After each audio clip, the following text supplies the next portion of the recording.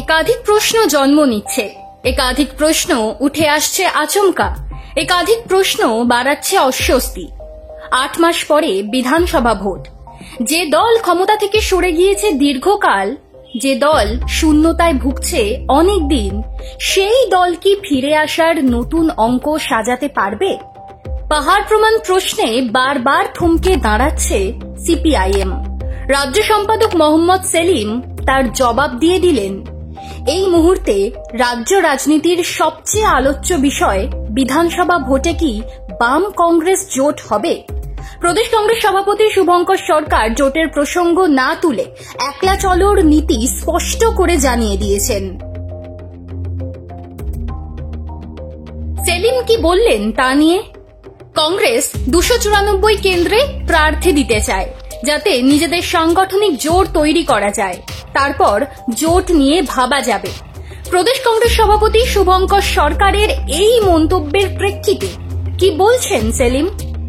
CPIM এর রাজ্য সম্পাদকের স্পষ্ট বক্তব্য, শুভঙ্কর সরকার যা বলেছেন 100% ঠিক। আগে নিজের কোমরের জোর বাড়াতে হবে, কোমর বেঁকে গেলে চলবে না। প্রথম কথা হলো, বিজেপি তৃণমূল বিরোধী রাজনীতি যারা করবে তাদের রাজনীতিগতভাবে নিজেদের অবস্থান স্পষ্ট করতে হবে, বুঝিয়ে দিতে হবে বিজেপি এবং তৃণমূলের রাজনৈতিক দর্শনের বিরুদ্ধে তারা।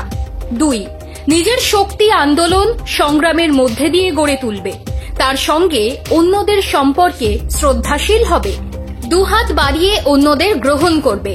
এই 3টে শর্ত সমঝোতার, সবার ক্ষেত্রেই এটা প্রযোজ্য। বামফ্রন্ট, কংগ্রেস, আইএসএফ এর ক্ষেত্রেও তাই।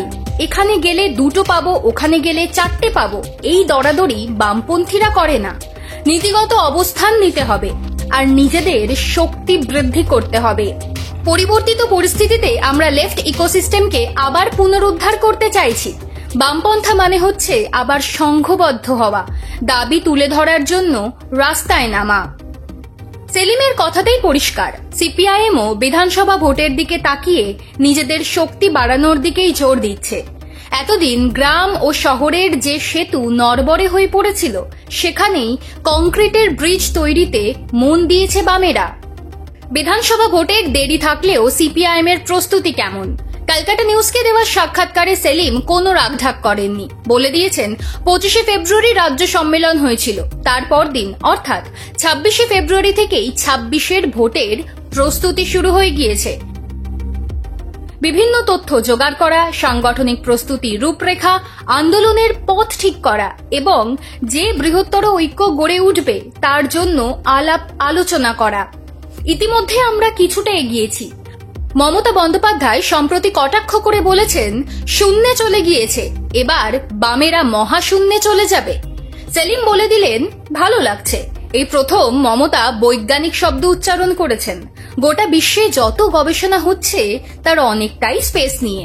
মহাশূন্যে যাওয়া মানে বিলীন হয়ে যাওয়া নয়, নতুন একটা দিগন্ত খুলে যাওয়া। আন্দোলন সংগ্রাম এত অভিযান সত্ত্বেও কেন ভোট বাক্সে প্রতিফলন দেখা যাচ্ছে না? 3টে কারণ তুলে ধরলেন সেলিম। 1, যতই পথে নামা হোক না কেন, ভোটের দিনের সঙ্গে যোগাযোগ অনেক কমেছে, সারা বিশ্বেই কমেছে। 2, ধর্ম, জাতি, ভাষা, জনগোষ্ঠীকে আবেগ তৈরির জন্য ব্যবহার করা হচ্ছে। 3 হচ্ছে একটা ভয় আতঙ্ক করা হয়, নির্দিষ্ট দলে নাম না লেখালে বিপদ। সেলিম মানে বঙ্গ রাজনীতিতে সিপিআইএম এর প্রতিফলন, দলের ভাবনা, আগামীর প্রস্তুতি, কৌশল সবই তার মধ্যে দিয়ে উঠে এলো। সেলিমই বলে দিলেন, বামেরা এবার কোমর বেঁধে ভোটের ময়দানে নামবে।